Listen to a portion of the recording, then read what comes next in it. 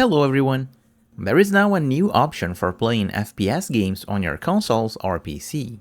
This is the INE Wireless Mousepad Game Controller, quite a big name.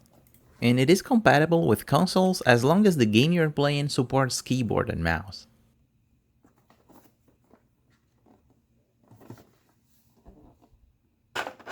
The box is super simple, and let's take a look at the manual.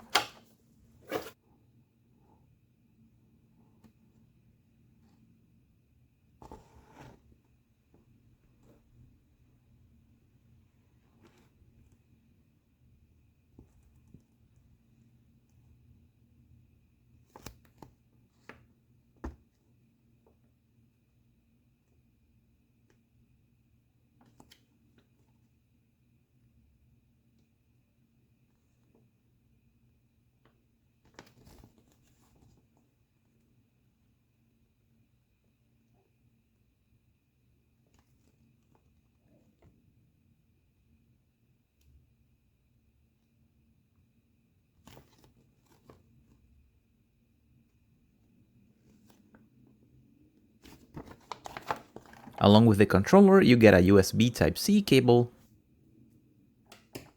and a 2.5 GHz dongle. The INE touchpad controller feels great ergonomically. All of the buttons are very easy to reach. Under the analog stick, you have a membrane D-pad. The D-pad buttons won't sync flat with the shell.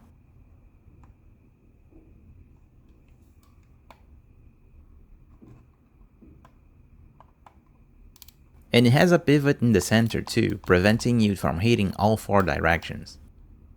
And all of the buttons around the D-pad are mechanical. The analog stick is super simple and entirely made of plastic. There's no anti-friction rings as well. On the bottom you have a mouse scroll wheel.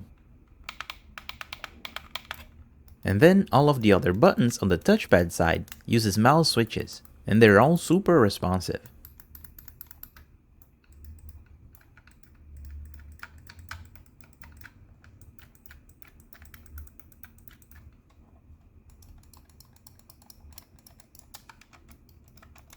This trigger rattles a little bit, but is not that bad.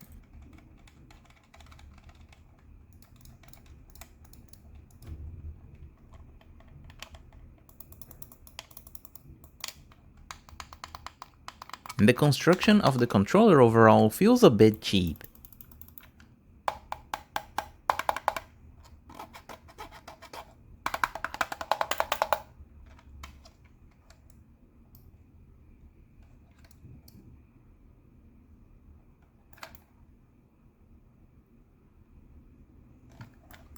But ergonomically, the position of the back buttons is perfect. Each of the buttons are positioned right below your middle and ring finger.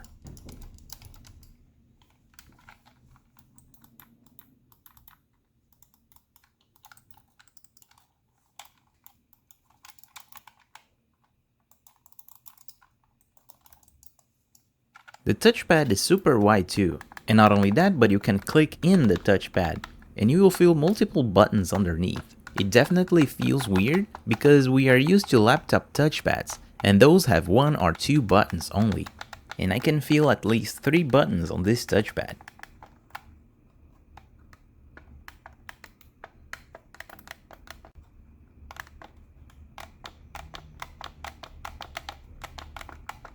You can use it on PC with a wired connection.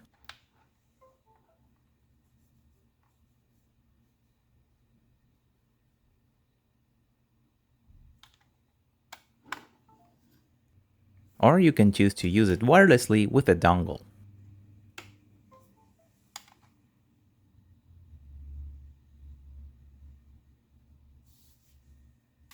This controller works as a keyboard and mouse, and because of that you won't see anything on Gamepad Tester.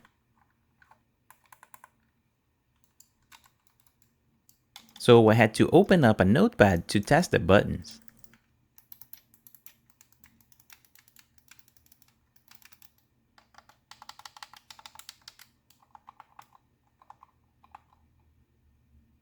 and the function button on the back alternate the buttons to the corresponding labels.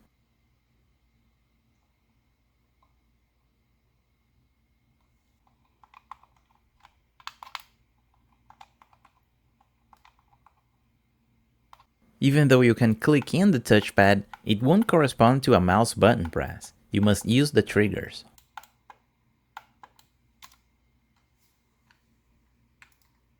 The touchpad is precise and responsive.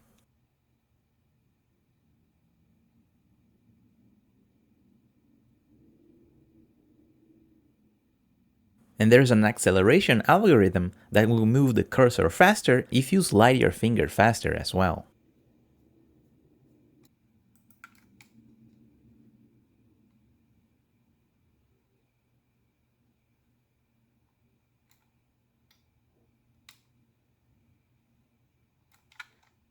Holding down the gear button and pressing left or right on the D-pad lets you change the sensitivity of the touchpad.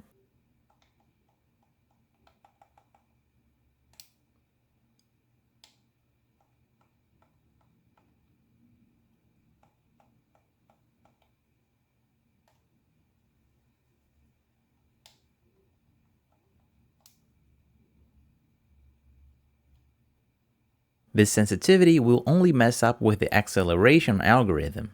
This means that slow movements will still be slow, but when you slide your thumb quickly, it will fly off the screen.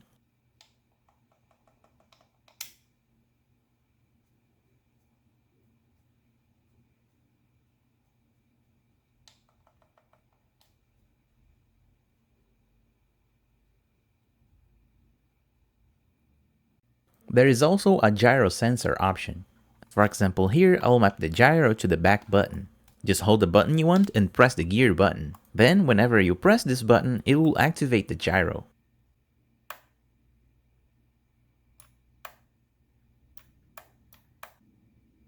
You can map the gyro to the touchpad in two different ways.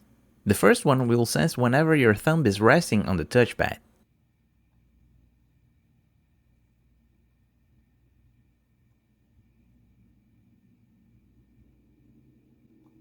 Now let's hold down the gear button to clear all mappings.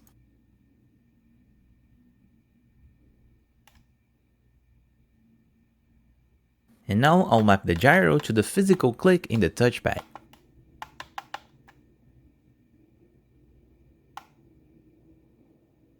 Now the gyro is only activated when I push down on the touchpad. Mapping the gyro to the thumb resting mode is a bit tricky. It takes a few attempts, but once you get it, it works properly.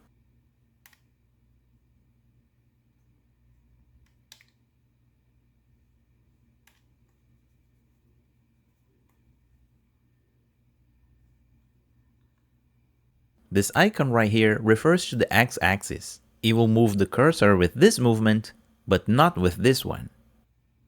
To change it, hold the gear button and press on the analog stick. Now it detects on this movement, but not on the other one.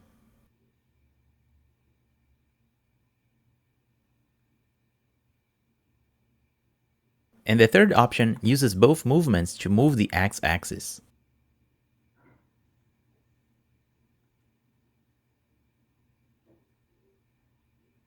And the precision of the gyro sensor is pretty good too.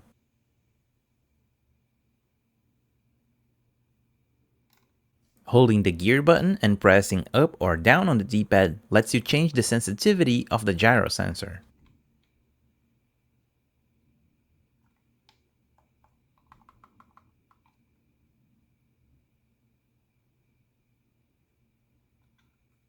And the scroll wheel works well too.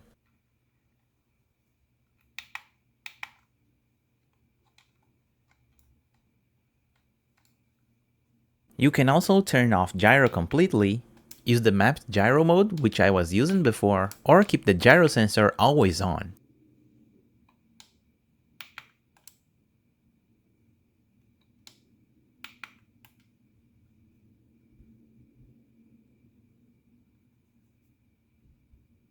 The analog stick sadly is just a D-pad.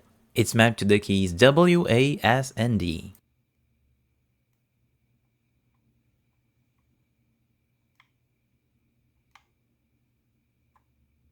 As I mentioned before, this controller is compatible with consoles, but the game you are playing must support keyboard and mouse.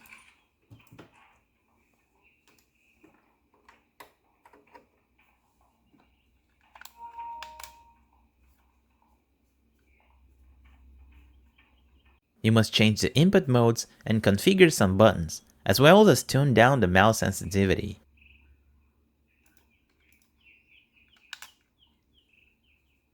And the great thing is that this controller offers even more buttons than a regular controller, so you have many options to configure how you want to play.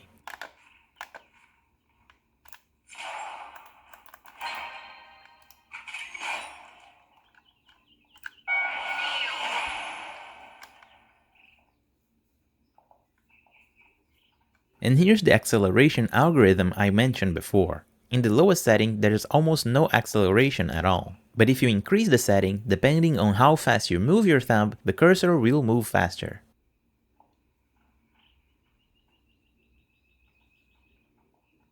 I recommend using the lowest setting and tuning the mouse acceleration in the game because the native acceleration algorithm can get in the way.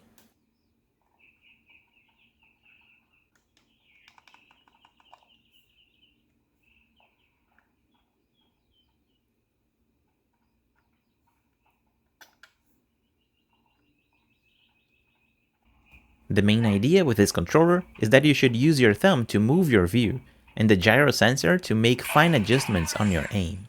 I like to keep the gyro active whenever my thumb is resting on the touchpad, and it takes a while to get used to these controls, but you can also move your thumb to assist the gyro in making those fine adjustments.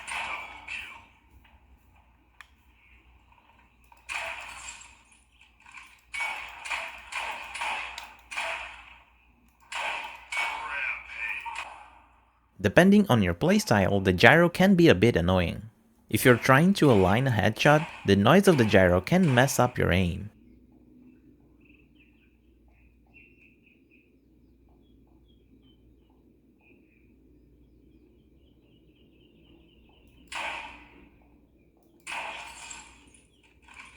So for situations like this, you can map the gyro to the click on the touchpad.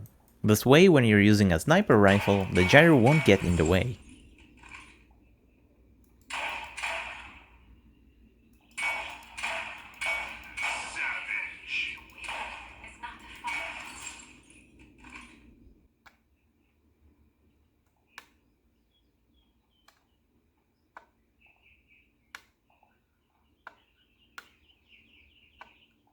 And it takes a while to get used to, but after a while, everything feels very natural.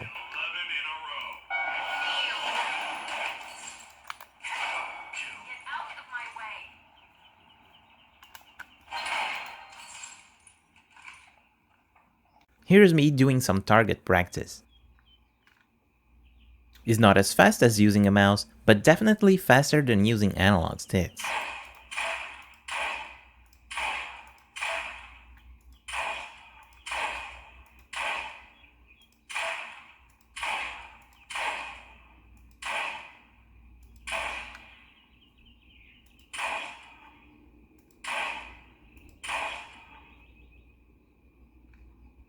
And here's some gameplay footage.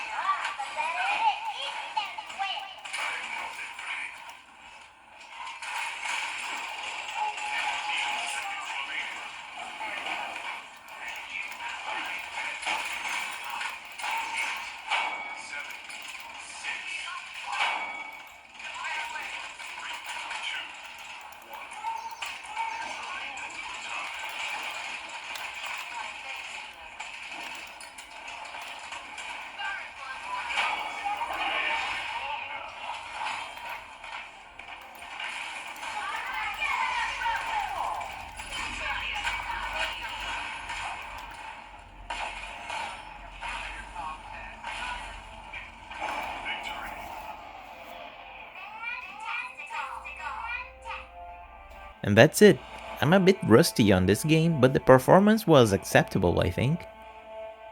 There's only one thing left to do, and it's the teardown. There's 9 screws on the back, and after removing them, the black shell easily comes off.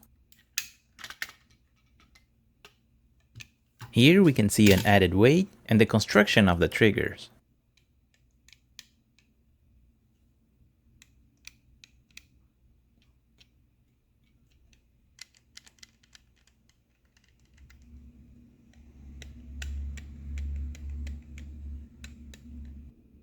On the board we have Kailh mouse switches for all of the main buttons.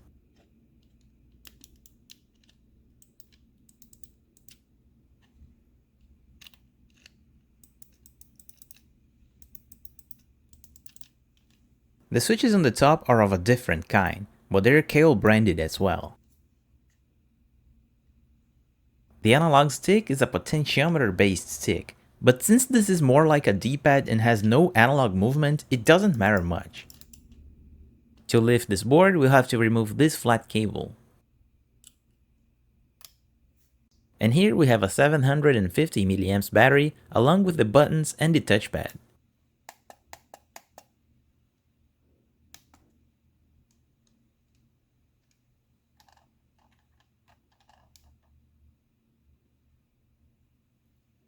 The scroll wheel uses a regular mouse potentiometer. If it starts to fail, you can replace it.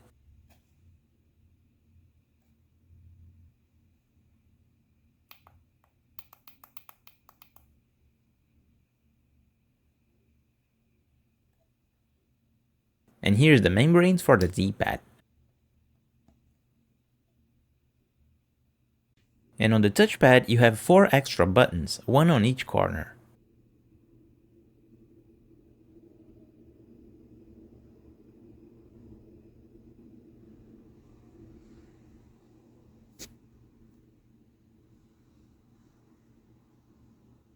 For my final thoughts, the INE mouse controller is a different and interesting alternative.